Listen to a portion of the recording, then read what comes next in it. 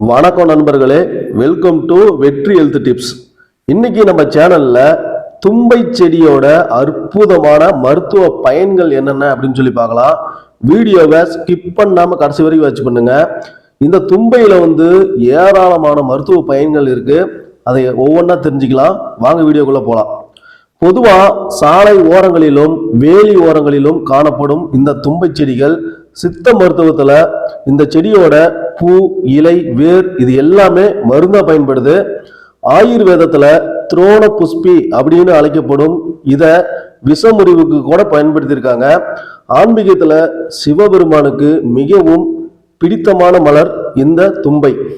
தும்பை செடியில பெருந்தும்பை, சிறுந்தும்பை, கருந்தும்பை, மலைத்தும்பை, காசி தும்பை அப்படின்னு பல வகைகள் இருக்கு.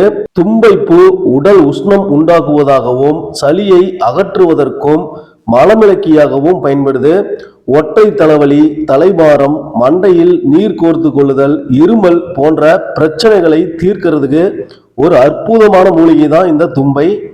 ஒரு கைப்பிடி அளவு தும்பப்பூவை எடுத்து ஒரு கப் தண்ணீர்ல போட்டு கொதிக்க விட்டு வடிகட்டி சிறிய அளவு தேன் கலந்து பருகினீங்கன்னா வறட்சி எல்லாம் சரியாகி போயிடும். ஒற்றை தலைவலிக்கு தும்பச்செடியை பூக்களுடன் உடைத்து தண்ணீர் கொஞ்சம் விட்டு அதை நல்லா கொதிக்க வைத்து ஆவி பிடிச்சா ஒற்றை தலைவலி காணாமல் போயிடும். குழந்தைகளுக்கு காய்ச்சிய பாலில் 20 தும்பை பூக்களை போட்டு அரை மணி நேரம் ஊற வச்சு வடிகட்டி கொடுத்தீங்கன்னா தொண்டையில் இருக்கிற எல்லா சளியும் வெளியேறிடும். 2 கைப்பிடி அளவு தும்பப்பூவை 200 மில்லி நல்லெண்ணெயில போட்டு நல்லா காய்ச்சி தலைக்கு தேய்ச்சி குளிச்சு வந்தீங்கன்னா தலைவலி, தலைபாரம், சைனஸ், மூக்கடைப்பு இது எல்லாமே சரியாகிரும்.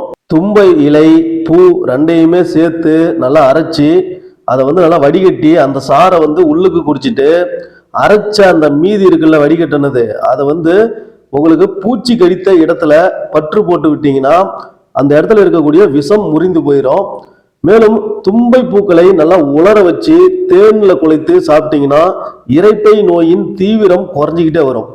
தும்பப்பூவை பறிச்சு அலம்பி அதோட சேர்த்து ஒரு ஸ்பூன் மிளகு பொடி, சிறிது தேன் கலந்து வாயில போட்டு நல்லா மென்னு தின்னா இருமல், சளி, அடுக்கு தும்மல் இது எல்லாமே குணமாகும். அது மட்டும் இல்லாம உடல்ல நோய் எதிர்ப்பு சக்தி அதிகரிக்கும்.